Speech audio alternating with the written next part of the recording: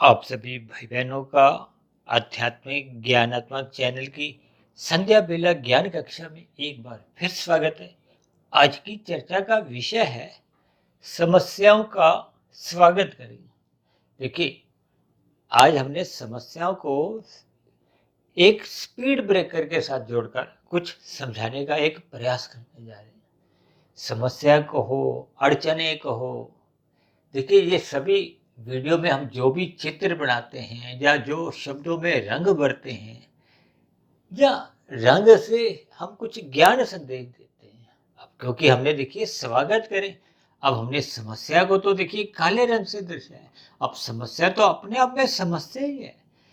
समस्या का देखिए मैं अक्सर संसार से एक जिक्र करता हूँ। उसके पीछे भी मेरा एक कारण है, क्योंकि भगवान श्री कृष्ण जी ने गीता में इस जगत को, इस संसार को दुखालय नाम से संबोधित किया है।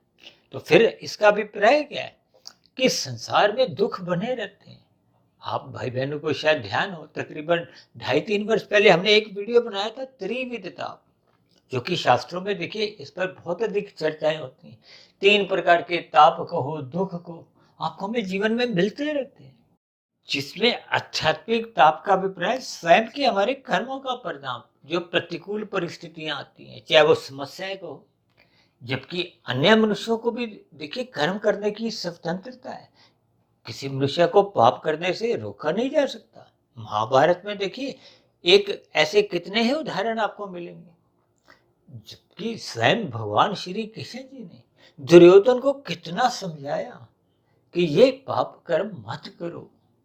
यानी कि पांडवों को आप पूरा राज्य नहीं, आधा राज्य नहीं, मात्र एक 5 गांव ही दे दो, तो भी देखिए उन्होंने नहीं बात मानी। ये सभी स्थितियां आपके हमारे जीवन में भी देखिए चलती रहती हैं। आज समाज में देखिए कितने ही ऐसे अपराधी हैं जो भयानक अपराध करते हुए समाज में अशांति लाते हैं, आपको में दुखी करते हैं। विशेष रूप से देखिए ये आतंकवादी, इन आतंकवादी गतिविधियों से देखिए संसार के सभी देश ही प्रभावित हैं। अब उनके कारण भी आपको में दुख मिलते हैं। समाज में देखिए अन्य जीव जंतुओं के कारण आपको में दुख मिलते हैं। इनको भौतिक ताप कहा गया है। यानी कि चाहे वो कुत्ते के काटने से हो, किसी जंगली जानवर के एक हमें नुकसान पहुंचाने से हो, कोई कीट पतंगे से हो, ये सभी स्थितियां मात्र समझने के लिए। और इसी तरह प्रकृति में देखिए एक वातावरण में कभी अधिक वर्षा हो गई, बाढ़ की स्थितियां होती है, कभी सूखा पड़ जाता है, कभी भूकंप आ रहा है, कभी तूफान, आंधी, ओले, ये सभी स्थितियां शास्त्रों में कही गई, ये आपको में दुख देती हैं। इनको देखिए दैविक दुख कहा गया। और हमने जो आज समस्याओं का स्वागत करने का अभिप्राय है, ये समस्या का अभिप्राय देखिए संसार से है।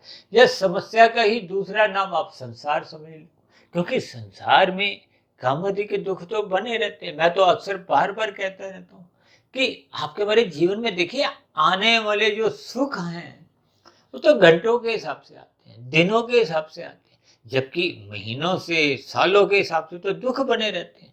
और कहीं कहीं तो देखिए मैं इस चर्चा को कुछ आगे बढ़ाते हुए अपने व्यक्तिगत विचार यहाँ तक भी रख देता हूँ कि इस संसार में देखिए सुख है ही नहीं, दुख ही दुख है।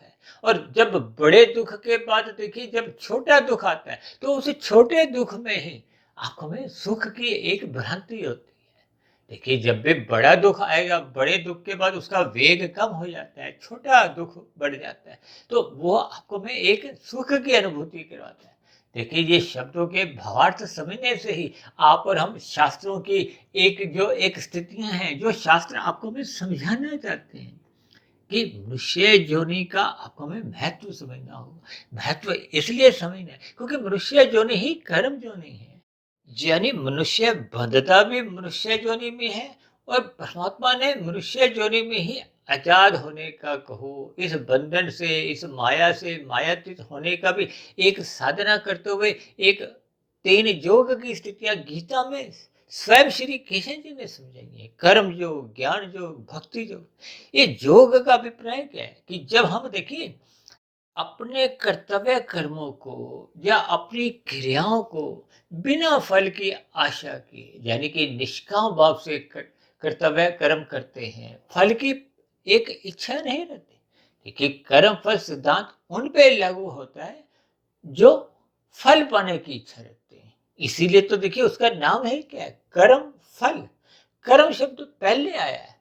अब जो मनुष्य देखिए कर्म करता नहीं है और फल खाता है, तो इसका अभिप्राय क्या है कि वो फल किसी दूसरे का है। तो इसका अभिप्राय वो तमोगुण में गिर जाता है, निंदनीय कर्म करता है, छीना झपटी करता है, दूसरों को एक नुकसान पहुंचाते हुए, हानि पहुंचाते हुए छीना झपटी करता है, अनीतिगत कार्य करता है, अपराध जगत में प्रवेश कर जाता है। देखिए कानून का उल्लंघन करो या शास्त्रों का उल्लंघन करो, दोनों ही स्थितियों में आपका हमारा पाप कर्मों का क्रमशः बढ़ता है। और संसार में तो देखिए जब जब हम अपराध करते हैं तो उसको आपको हमें पुलिस द्वारा पकड़कर न्यायालय में पेश किया जाता है और न्यायालय द्वारा हम दंडित होते हैं, जेल में डाल दिए जाते हैं। ये सभी स्थितियां आपको हमें व्यवहारिक स्तर पर समझनी होगी। और जब जब हम देखिए यातायात के नियमों का उल्लंघन करते हैं, देखिए हरी बत्ती पे चलने का आपको हमें एक अवसर है, चलना है। जब लाल बत्ती होती है तो आपको हमें रुकना है यदि हम कर्तव्य कर्मों का पालन नहीं करते। जब हम लाल बत्ती पे भी चलते हैं तो हम दूसरों को पीड़ा देते हैं, क्योंकि उस समय विशेष में दूसरों की हरी बत्ती है, उनकी हरी बत्ती में हम विघ्न उत्पन्न करते हैं, उनको दुखी करते हैं। तो जितने लोगों को हम दुखी करते हैं उतने गुना आपका हमारा पाप कर्मों का कर्माशय बन जाता है। अक्सर इन सभी स्थितियों को मनुष्य ध्यान से विचार पूर्वक समझता नहीं। अक्सर आपके हमारे जो पुण्य कर्म है वो तो देखिए कमजोर स्थिति में होते हैं। आप और हम जो पुण्य कर्म करते हैं वो देखिए कुछ लोगों तक ही हम फायदा करवाते हैं, लेकिन नुकसान में तो हम देखिए कई बार हजारों लोगों को नुकसान पहुंचाते हैं, लाखों लोगों को भी नुकसान पहुंचाते हैं। क्योंकि जब जब आपकी हमारी क्रिया द्वारा समाज में गलत संदेश जाता है। अब देखिए कोई किसी स्कूटर का, कार का काला धुआं निकल रहा है, अब वो वाहन चलाता हुआ 10 किलोमीटर, 20 किलोमीटर, 50 किलोमीटर सुबह से शाम तक घूमता है। अब ऐसी स्थिति में वो कितने लाखों लोगों को प्रभावित करता है। देखिए आपका हमारा ये पाप कर्मों का कर्माशय गुणात्मक रूप से बढ़ने लगता है। इसलिए तो कहा गया है सत्संग करो। सत्संग करने से इन सभी ज्ञान की बातों का उसको बोध होने लगता है, उसको सही गलत की पहचान होने लगती है। इसलिए तो आज हमने देखिए समस्याओं का स्वागत करें। ये समस्या का अभिप्राय देखिए संसार से भी है, इन स्पीड ब्रेकर से भी है। ये केवल एक संदेश रूप में है।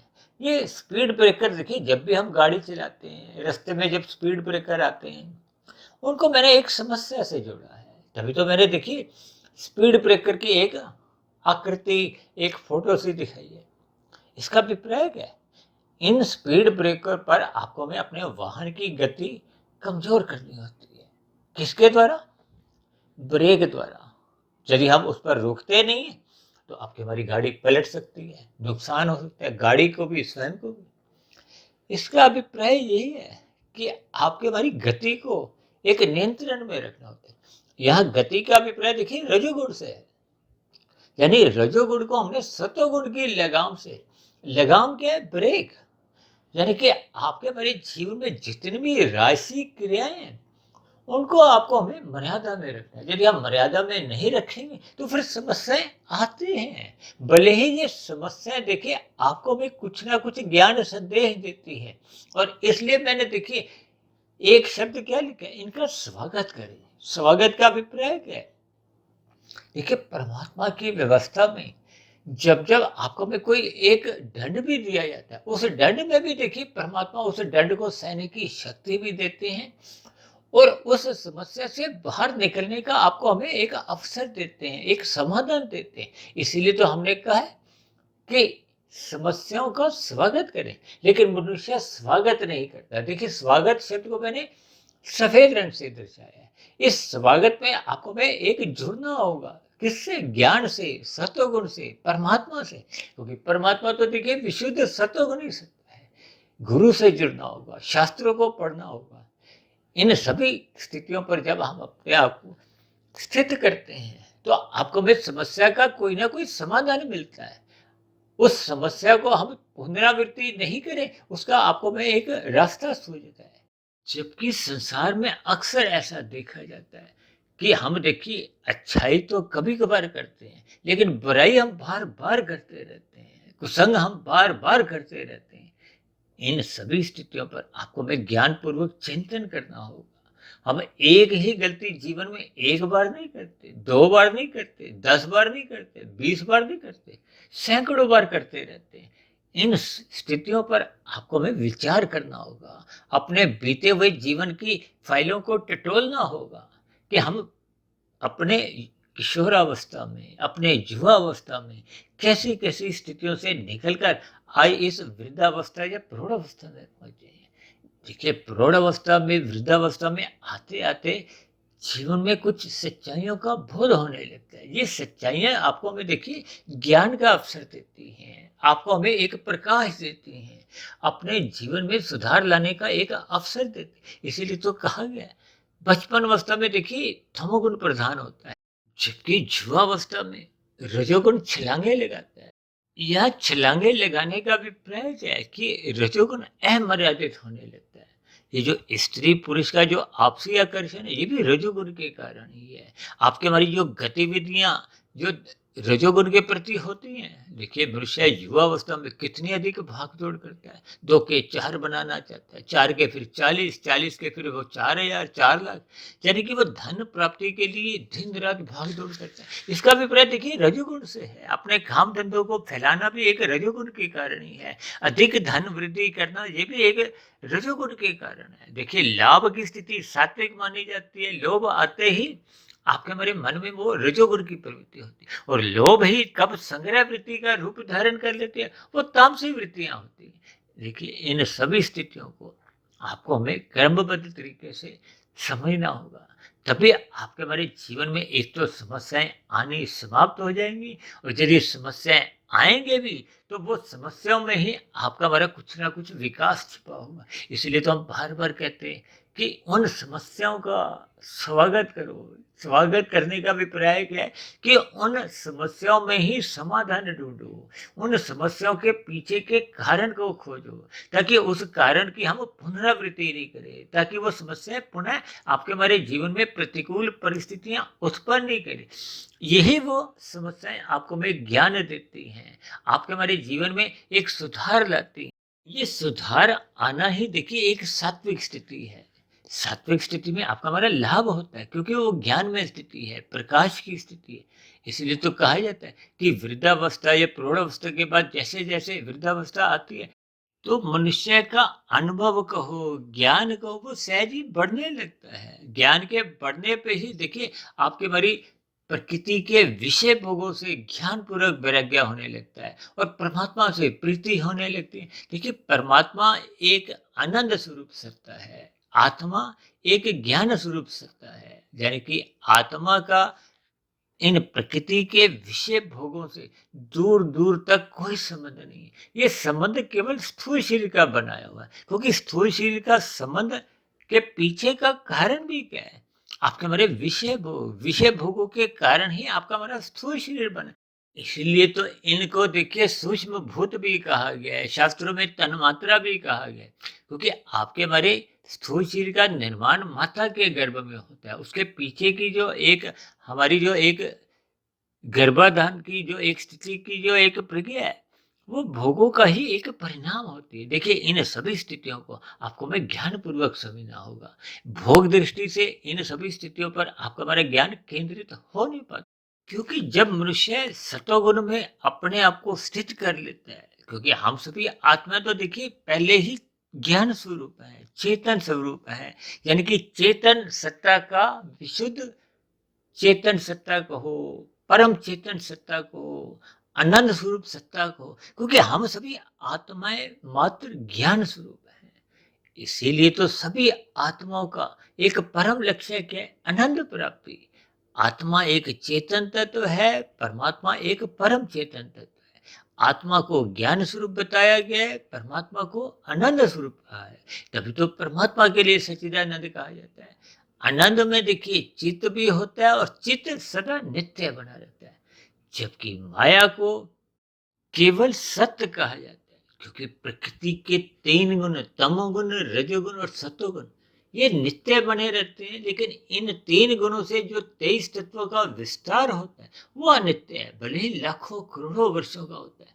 इन सभी स्थितियों को आपको हमें ज्ञानपूर्वक समझना होगा, अपने मिले हुए जीवन के महत्व को समझते हुए, इस मनुष्य जोड़ी के अवसर का लाभ उठाते हुए हमें कर्म योग, ज्ञान योग, भक्ति योग में स्थित होना होगा।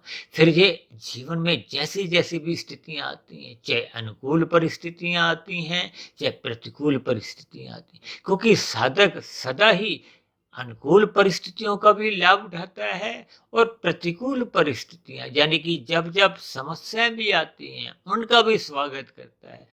क्योंकि जोगी आदमी, साधक आदमी देखिए समस्याओं में भी एक अवसर ढूँढता हुआ उन समस्याओं का भी समाधान ढूँढ लेता है और उन समस्याओं में ही एक अवसर ढूँढता हुआ अपनी साधना को आगे बढ़ाता जाता है। ऐसी स्थितियों में देखिए वो समस्याएँ कभी भी आपका हमारा रास्ता नहीं रोकती। देखिए समस्याएँ सदा ही आपके हमारे जीवन में एक स्पीड ब्रेकर का भले ही काम करती हैं, वो आपको में कुछ सोचने का एक अवसर देती हैं। अगर हमारा रास्ता कोई गलत होता है तो कुछ समस्याएं विघ्न बन के आती हैं। उस स्थिति विशेष पर जब हम चिंतन करते हैं, चिंतन करने का अभिप्राय देखिए स्वागत से ही है।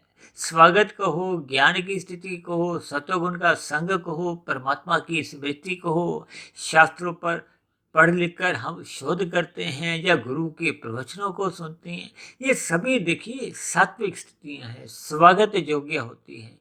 इन सभी स्थितियों का जब मनुष्य अपने जीवन में लाभ उठाता है, तो फिर उसके जीवन में ये समस्याएं ही उसके जीवन में एक सुधार लाती हैं, यानी कि उसकी आध्यात्मिक उन्नति निरंतर एक गति पकड़ते हुए उसको एक मायातीत की स्थिति के आसपास ले जाती है और फिर परमात्मा का आशीर्वाद पाते हुए उसकी वो पूर्ण मायातीत की स्थिति बन जाती है। तो स्थूल शरीर के मरने पे फिर आत्मा इस जन्म मरण के बंधन से मुक्ति पाते हुए मोक्ष की स्थिति, आनंद की स्थिति यानी कि आध्यात्मिक शरीर की प्राप्ति कर परमात्मा के सानिध्य में एक लंबे काल के लिए आनंदमय स्थिति में विचरण करती है। ऐसी सभी शुभ स्थितियां हम सभी भाई बहनों के जीवन में भी बनने लगी। इन्हीं शुभ कामनाओं के साथ आज की चर्चा विशेष को यही विश्राम देते हैं और इस आशा के साथ कि हम अपने जीवन में आध्यात्मिक उन्नति की गति को कभी भी प्रतिकूल परिस्थितियों में भी रुकने नहीं देंगे। इन शुभकामनाओं के साथ आज की चर्चा विशेष को यही विश्राम देते हैं। कल सुबह फिर मिलते हैं ब्रह्म मुहूर्त ज्ञान उपदेश कक्षा में। तब तक आप अपने आध्यात्मिक मित्र सुधीर भाटिया फकीर को इजाजत दें। आप सभी भाई बहनों को बहुत बहुत शुभ रात्रि और सुबह ब्रह्म मुहूर्त में उठने के लिए मेरी ओर से आप सभी भाई बहनों को बहुत बहुत शुभकामनाएं। फिर भी चर्चा संबंधित आपके मन में कोई प्रश्न उठ रहा हो, कोई मेरी कही गई बातों पर आपको कोई आपत्ति हो, यानी आदि अधूरी लगती हो, क्योंकि आज का कुछ विषय भी कुछ ऐसा ही कुछ स्थितियां उत्पन्न करता है, तो इन सभी स्थितियों पर आपको भी ज्ञानपूर्वक चिंतन करना होगा। हो सकता है आज की चर्चा विषय को समझाने में मेरी कहीं चूक भी हो सकती है, क्योंकि मैं भी आप सभी भाई बहनों के समान मायाबद्ध ही हूँ। फिर भी हम सभी भाई बहनों को अपने मिले हुए जीवन में अपने मनुष्य जोनि का लाभ उठाते हुए प्रतिकूल परिस्थितियों में भी अपनी आध्यात्मिक यात्रा को रोकना नहीं है। तो फिर भी आपकी वीडियो संबंधित कोई प्रश्न हो तो नीचे दिए गए कमेंट्स बॉक्स पर आपके प्रश्नों का, सुझावों का, शिकायतों का सदा ही स्वागत है। दूसरी ओर चर्चा विशेष को ध्यानपूर्वक सुनने के लिए आप सभी भाई बहनों का भी बहुत बहुत धन्यवाद।